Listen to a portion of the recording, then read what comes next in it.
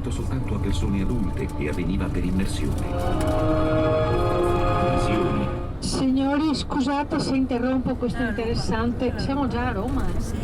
Eccoci qua. Molto probabilmente siamo un po' in anticipo a Roma Centro. Siamo stati da fuori. Abitano nelle borgate, nelle periferie o anche nelle cittadine.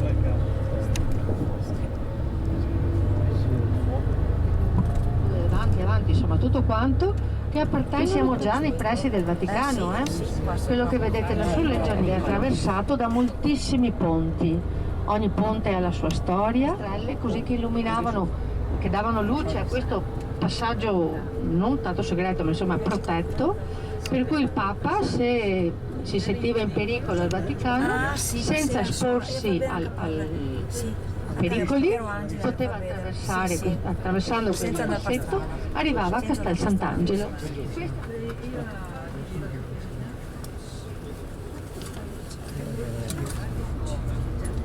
Vero? Sì? Giusto qua, con le bandiere.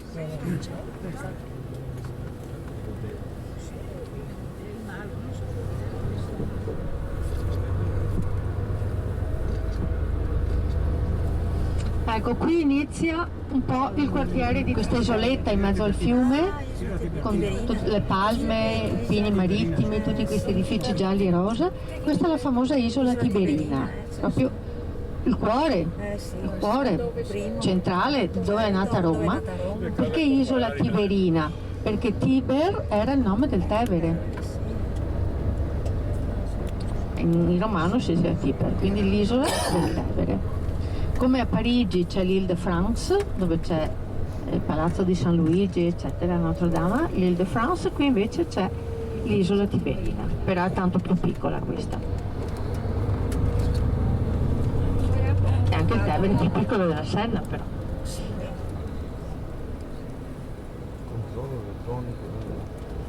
Siamo quasi arrivati, via del Teatro di Marcello, quasi arrivati. Questo qui sulla nostra sinistra, vedete che assomiglia come una specie di piccolo Colosseo, dopo sopra ci hanno fatto le case.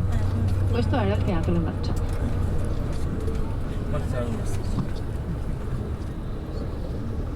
Sentite, vero? Sì, perfetto. Allora, e io vi ribadisco, sono Cettina Mangaro, la vostra guida, quindi ci facciamo oggi questa bella passeggiata, in parte in pullman, e poi faremo delle piccole soste per vedere delle cose molto belle. E si chiama così proprio perché questo è il Palazzo Venezia, cioè un papa veneziano, Paolo II Barbo, fa costruire questo bellissimo palazzo nel 1477. Verrà eletto presto pontefice, era molto grande questo palazzo e poi sarebbe diventato la sede dell'ambasciata veneta presso la Santa Sede, quindi questa venezianità viene ribadita anche con il palazzo di fronte, vedete, il Palazzo delle Assicurazioni Generali Veneto. Qui a destra quindi viene costruito il Vittoriano. Per costruirlo, vi dicevo, viene demolito purtroppo tutto interamente, buttato giù. Qui era pieno di case torri, di palazzi medievali. Andiamo a sinistra, facciamo il giretto di qua. Tutto viene demolito quando poi nel 1929 Mussolini decide di scegliere questo luogo come sede del nuovo governo. Si affacciava Mussolini, insomma, con i suoi proclami naturalmente, e quindi ribadendo questo concetto di italianità, foro italico, l'Italia, ha contribuito ulteriormente a demolire tutto quello che qui si trovava intorno, aprendo quella che si trova adesso alla nostra sinistra, che è la via dei Fori Imperiali che conduce al Colosseo. I monumenti devono giganteggiare nella solitudine estrema, era questo il suo programma, e quindi demolendo tutto ciò che non fosse del periodo imperiale decise di isolare, diciamo, i grandi monumenti dell'impero e quindi distruggere tutto il resto. Oggi noi siamo affezionati ovviamente al Vittoriano, è l'altare della patria, il monumento al milite ignoto, naturalmente, quindi oggi naturalmente fa parte della città e tra l'altro rappresenta la sacralità della patria per noi, quindi naturalmente tutta questa zona qui. Guardate che meraviglia, da qui questa scenografia grafica coordonata di Michelangelo, dove di fronte si vede bene la statua equestre, quindi di bronzo, di Marco Aurelio, che fu qui condotta da Michelangelo per Paolo III Farnese, lo stesso pontefice che gli affiderà il progetto dentro la Cappella Sistina del giudizio finale, del bellissimo giudizio finale. Che questi sono tutti caseggiati, si riconoscono un po' dalle strutture, dalla forma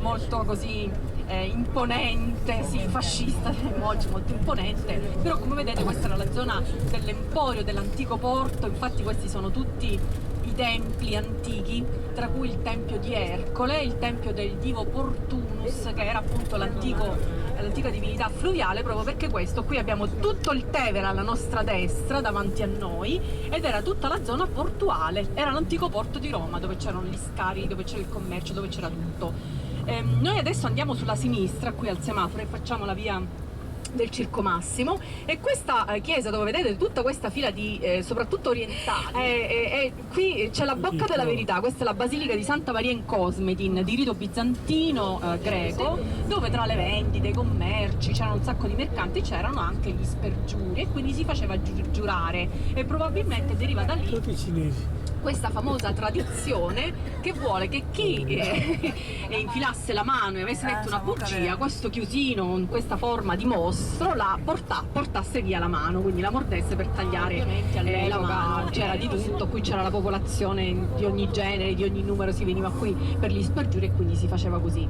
E qui noi ci troviamo alla via del Circo Massimo, perché siamo tra due bellissimi colli. A sinistra è il Palatino, dove è nata la città, dove è nata l'antica città, dove la tradizione vuole che Romolo solcò, disegnò il solco della nuova città chiamata appunto Roma, mentre invece qui sulla destra è l'Aventino, dove Remo, contendendo con il fratello, i due fratelli gemelli, a chi di loro avesse visto il maggior numero di uccelli avrebbe potuto comunque creare la nuova città, vincerà Romolo. E quindi il Palatino, dal termine, dal nome Palatium, perché poi gli imperatori costruiranno i loro palazzi, le loro dimore, il loro domus proprio lì sul Palatino. Infatti quelle arcate che vedete sono tutti i resti dell'antico palazzo, che soprattutto quello più imponente è quella di epoca Flavia, mentre qui al centro in basso ovviamente è tutto il Circo Massimo. Come vedete è oblungo, quindi è stretto e lunghissimo, è 600 metri, quindi è sicuramente lo stadio più lungo che è giunto fino a noi dall'antichità,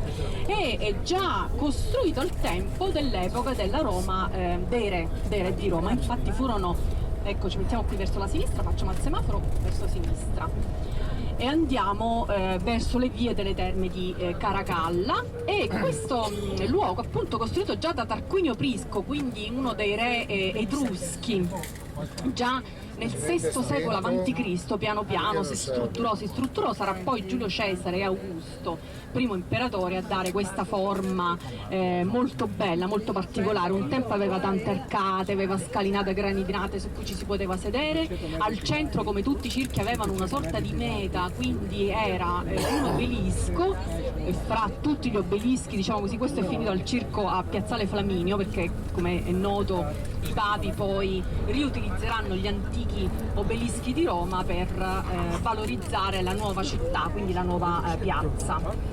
Questo è l'edificio della FAO, questo qui sulla destra, e noi adesso andiamo a tutto dritto, comincia l'Appia antica, e quindi comincia tutta un'enorme passeggiata soltanto pedonale, ovviamente, perché è fatta proprio tutto sui basoli, che conduce a sud, arriva fino a Brindisi, quindi comunque la via. Volevo farvi notare, da qui si vede bene quel caseggiato rosso a sinistra, è la villa di Alberto Sordi, l'ex casa, diciamo, di Alberto Sordi, che poi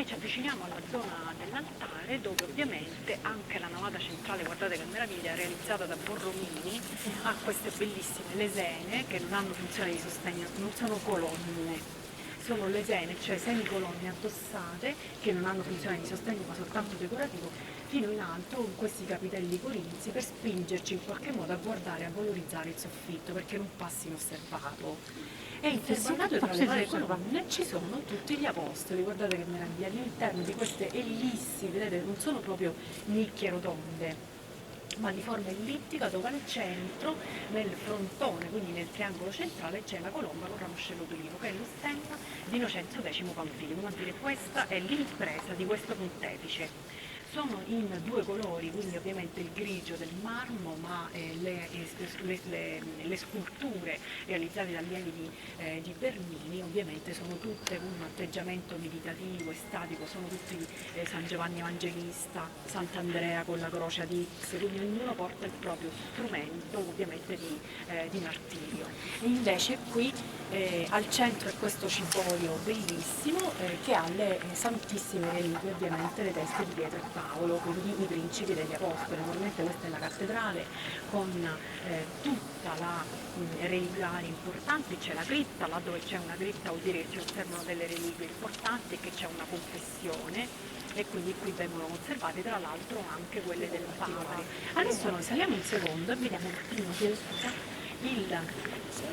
l'altare, che è molto bello e che fu costruito con questo transetto in un momento diverso. Infatti per il giubileo del 1600, quindi torniamo un po' a ritroso rispetto a Innocenzo X Panfili, fu chiamato Clemente VIII, chiamò tutti gli artisti più importanti di questo momento per fargli narrare le storie di Costantino. Ovviamente perché Costantino? Perché questa è stata la prima basilica fondata da Costantino, l'antica donazione, bisognava anche ribadire il potere del Papa, che non era soltanto spirituale ma anche ovviamente il Papa Re. E quindi tutti gli allievi del Cavalier d'Arpino, il quale Cavalier d'Arpino era un po' il principe degli artisti in questo momento, narrarono sulle pareti affrescate, vedete lateralmente ci sono narrate le storie di Costantino, da un lato e dall'altro lato del transetto.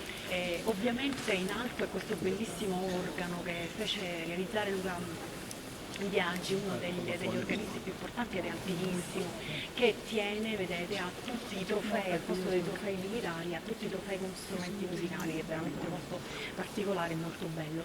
E ovviamente abbiamo la fondazione dell'antica basilica, quindi la posa della prima pietra, la prima messa, quindi la fondazione della basilica, e il battesimo, la visione di Costantino a destra e il battesimo di Costantino all'interno del battistero. E come vedete si dispiegano davanti a noi questi affreschi come fossero arazzi, perché l'arazzo aveva un valore straordinario all'epoca. Noi oggi gli arazzi, da belli non li usiamo più, non appartengono più quasi alla nostra cultura, però un tempo era questo, invece era un'arte costosissima e preziosissima, quindi si dispiegano come rotoli che si srotolano davanti a noi con le pitture, e siamo al centro del momento del manierismo, viene chiamato così, cioè queste figure molto manierate, molto manierose, con queste figure un po' leziose, queste figure anche molto serpentinate. Guardate Costantino, sembra un passo di danza al centro di questo battistero, per l'appunto viene battezzato da Papa Silvestre, quindi abbiamo il battesimo di Costantino, mentre invece dall'altro lato è la resurrezione del Cavalier d'Arpino, quindi il maestro esegue al centro la pittura centrale per l'appunto, ma soprattutto anche abbiamo la bellissima zona del presbiterio. Ora, questo presbiterio dovete sapere che di antico non conserva praticamente più nulla se non questo catena absidale, perché quando Leone XIII a un certo punto doveva allargare per le funzioni liturgiche e religiose, ha buttato giù purtroppo la parte precedente, e quindi è andato ad accadere che questa parte, diciamo, è stata aggiunta, e dell'antico rimane soltanto, diciamo, il catena absidale, poi tutto il resto è stato ricostruito. Infatti come vedete è tutto in stile moderno, anche sui pennacchi a destra e a sinistra è tutto comunque in stile moderno. Guardate com'è bello, il pontefice committente di questo ciclo musivo è lo stesso pontefice francescano Niccolò IV, siamo nel 1288, della Basilica di San Francesco d'Assisi, del Catino absidale anche di Santa Maria Maggiore che vedremo tra poco, quindi è un papa molto, un teologo importante, un francescano, e infatti fonderà i nuovi ordini, gli ordini mendicanti, ed è la prima volta che si vedono presenti sull'altare accanto alla Madonna Gesù, San Francesco e Sant'Antonio. Quindi infatti abbiamo, vedete, al centro è la croce gemmata, sul fondo tutto dorato, in alto Dio Padre con gli angeli cherubini che stanno al suo fianco, naturalmente, quindi è l'Empiro, è il paradiso celeste a cui nessuno può accedere, soltanto Dio Padre e gli angeli. In basso invece c'è una sorta di visione apocalittica con la croce di Gesù che ritorna alla fine dei tempi. Al centro, dove si ramifica in 4 diversi rami che sono i Vangeli sinottici, i 4 grandi fiumi del mondo antico, c'è la Fenice, non so se vedete, è un po' buio, però al centro esatto c'è questo uccello mitologico che è la Fenice, che è nimbata, cioè l'aureola rotonda, e sta a simboleggiare la risurrezione di Cristo. Infatti la Fenice notoriamente dalle proprie ceneri rinasce. E si trovano, si abbevano i cervi e tutti i tipi di animali in questo prato tutto fiorito, e stanno a sinistra appunto la Madonna a sinistra e a destra San Giovanni Battista. Questa iconografia si chiama Deesis, cioè era rappresentata nel mondo bizantino, quindi che badava molto di più al simbolo e quindi all'impatto religioso che doveva avere sui fedeli. Erano coloro che riscattavano i peccati dell'umanità, che intercedevano pregando Gesù per il perdono dei peccati. E poi stanno appunto San Francesco da un lato e Sant'Antonio, e l'altro San Giovanni Evangelista e Sant'Andrea sulla destra, mentre a sinistra ovviamente Pietro, che è colui che è il Papa, diciamo, in qualche modo, e naturalmente San Paolo, e naturalmente sono i 2 principi degli Apostoli, di cui infatti si conservano le reliquie proprio qui. In basso, con le palme intervallate, sono gli altri appunto apostoli che rappresentano il tutto. Naturalmente questa è una visione antica, ancora molto strutturata e molto bizantineggiante, malgrado siamo comunque abbastanza avanti nel tempo, siamo ormai in pieno medioevo, però quello che contava era molto il simbolo e poter rappresentare in maniera molto forte e ribadire il concetto appunto della cattedra papale, che era per l'appunto un tempo quella lì, antica, cosmatesca, molto simile infatti al pavimento che avete visto qui al centro.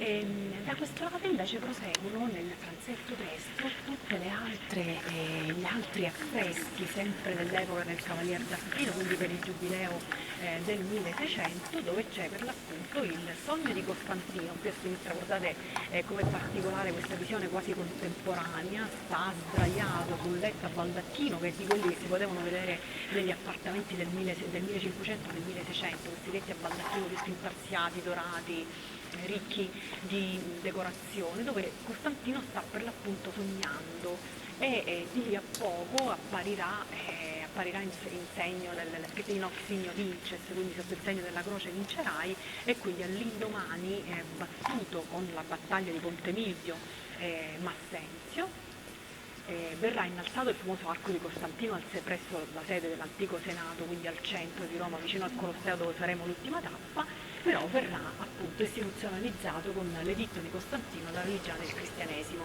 E infatti Costantino viene trainato, vedete, con tutti i fedeli in ginocchio, sui cavalli bianchi, dove c'è Roma al centro. Guardate il Colosseo sulla destra, lo riconoscete, vedete, sulla destra il Colosseo, e a sinistra il tempietto piccolino di San Pietro in Montorio, quello che Bramante realizza alle soglie del 1500, chiamato appunto nella città di Roma.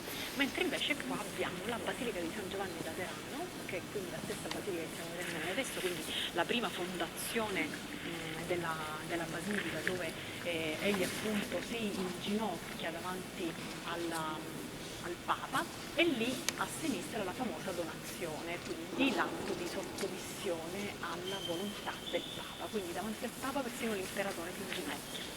Era l'origine, ribadire il diritto istituzionale. Contengono le reliquie.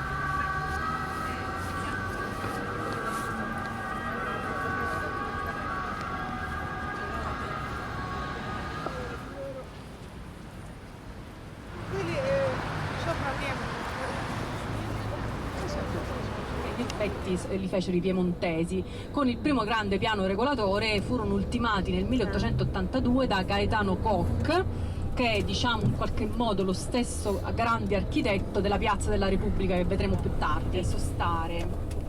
Quindi prepariamoci a scendere e riaccendiamo le nostre radioline. Andiamo qui a destra.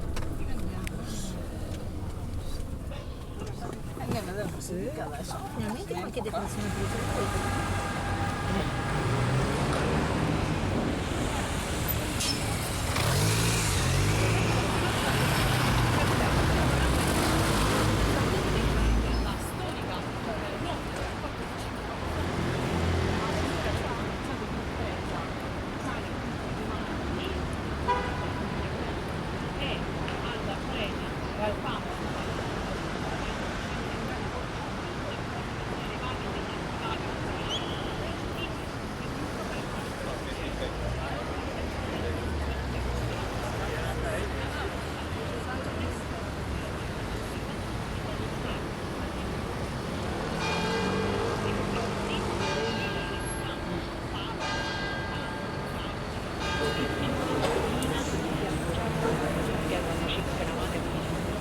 Che risale agli anni della fondazione della Basilica, quindi sono antichissime, 430-442, gli anni del pontificato.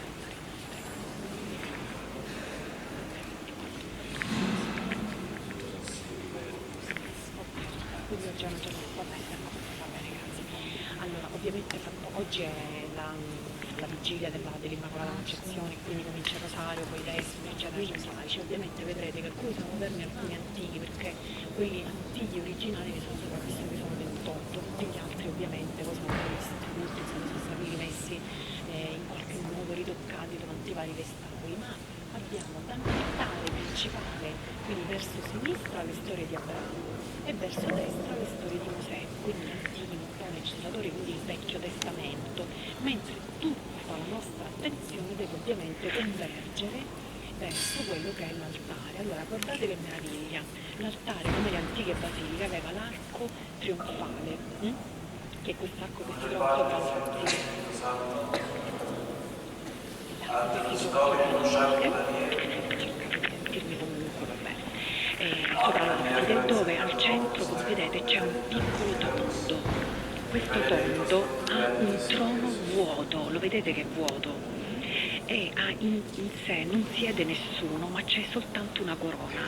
Si vuole rappresentare la fine dei tempi, quindi la cosiddetta etimasia, cioè il ritorno di Gesù, di Dio, alla fine dei tempi, come dice l'Apocalisse di San Giovanni, a giudicare.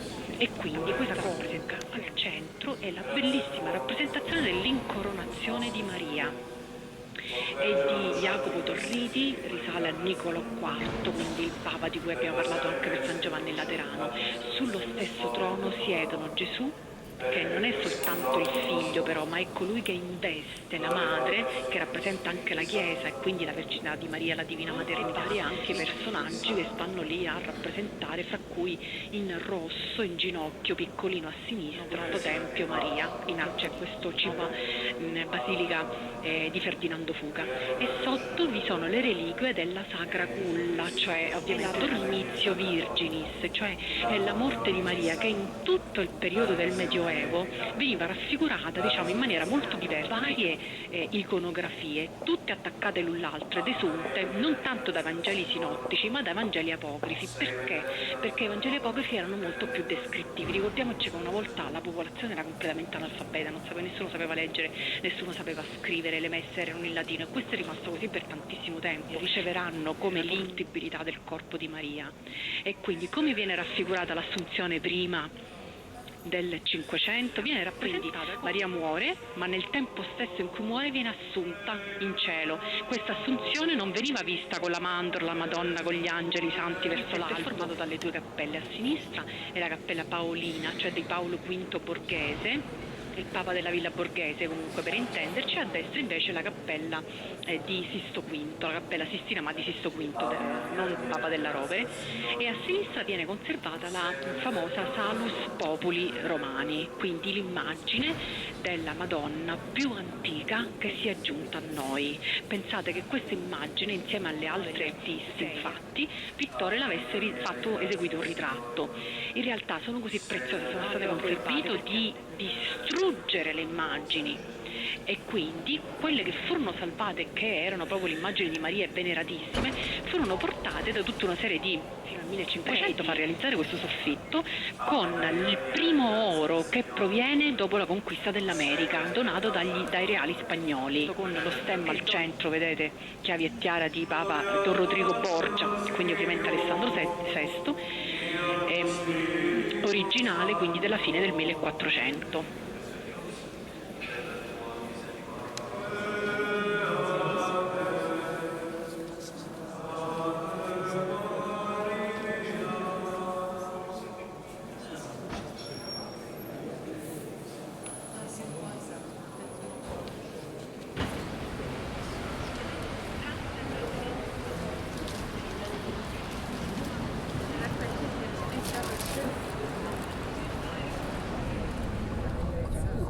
Questa è la cupola di Santa Maria Maggiore, perché Santa Maria Maggiore in realtà ha una facciata anteriore, che è questa che stiamo vedendo noi, e poi c'è quella posteriore alle spalle, che ha più cupole in realtà, come vedete, perché ha una facciata un po' particolare, con una doppia cupola, perché sono l'una la cappella Sistina, quella di destra di Sisto V, e l'altra la cappella Paolina, dove c'è la Salus Populi Romani.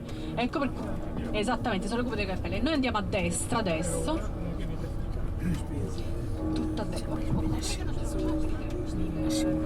purtroppo è un po' trafficato. Noi ancora abbiamo tempo, perché dobbiamo scendere a piedi e andare a Santa Maria della Vittoria. Ecco, tutto dritto.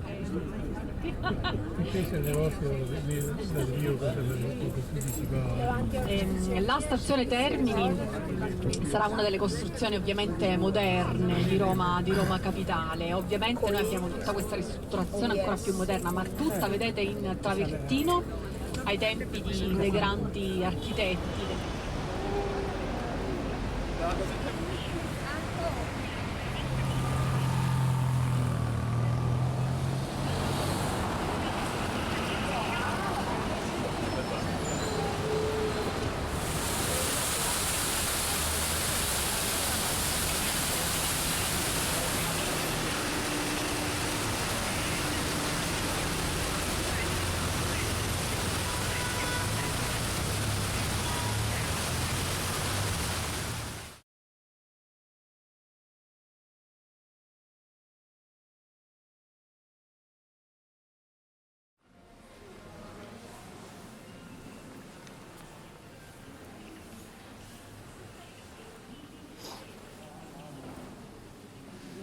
È barocco questo?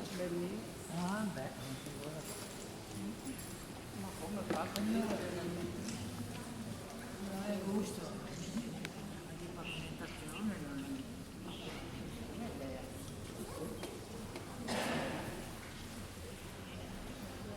Poi buia, dai il centro con.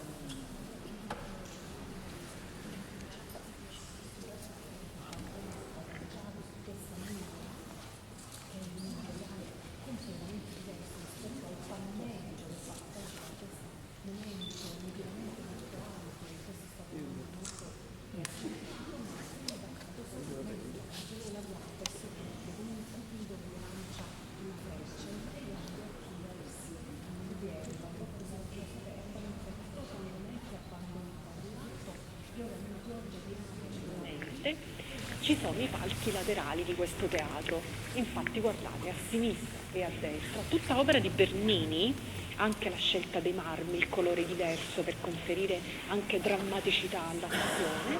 Guardate, Cornaro, quindi il personaggio di cui stiamo parlando, il committente dell'opera, è da destra il secondo, è colui che...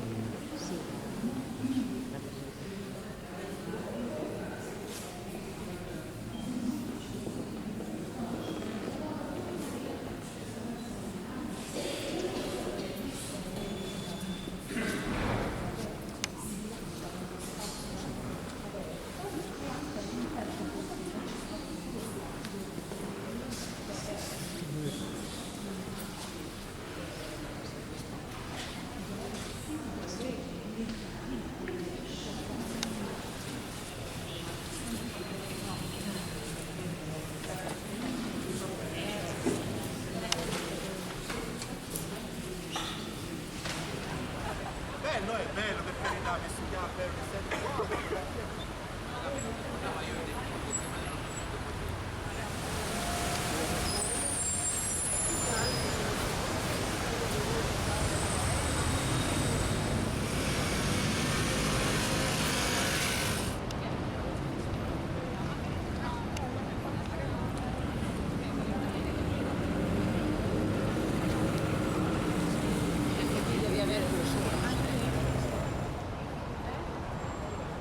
Ecco, guardate da vicino, purtroppo per ora non stanno facendo dei lavori di manutenzione perché l'acqua di Roma è molto buona, anzi vi invito a non comprare l'acqua. Se avete delle bottigliette le lasciate vuote e le riempite in tutte le fontanelle che troverete, anche nei bagni. L'acqua è potabile, ovunque, e anzi vedrete che non c'è bisogno di metterla nel frigorifero perché esce direttamente proprio fredda tutto l'anno, anche d'inverno, che magari non ci fa particolarmente piacere.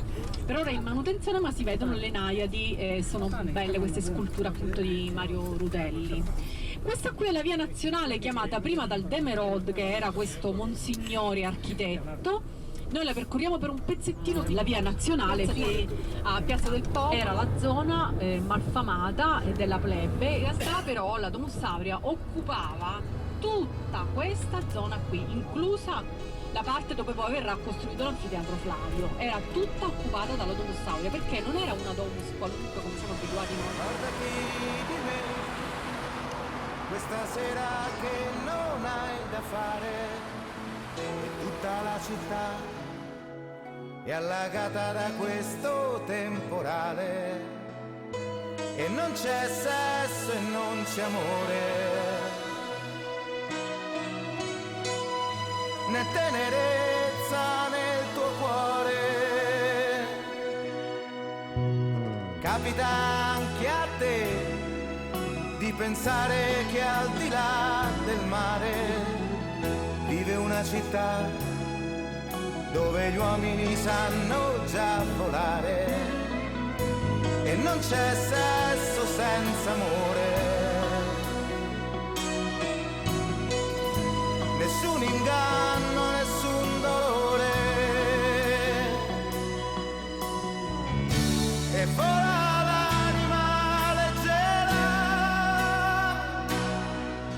sarà quel che sarà, questa vita è solo un'autostrada che mi porterà alla fine di questa giornata, e sono niente senza amore. Sei tu il rimpianto e il mio dolore, che come il tempo mi consuma. Lo sai o non lo sai, che per me sei sempre tu da sola.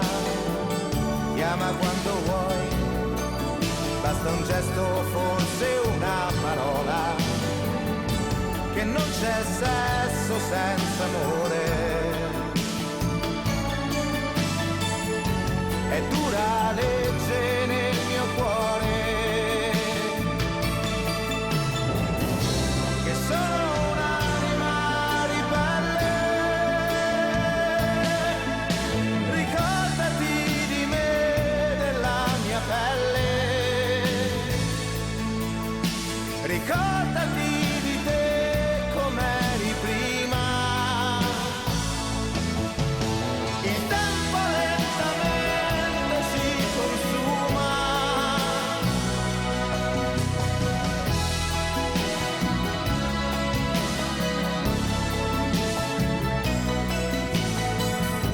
ma non c'è sesso e non c'è amore,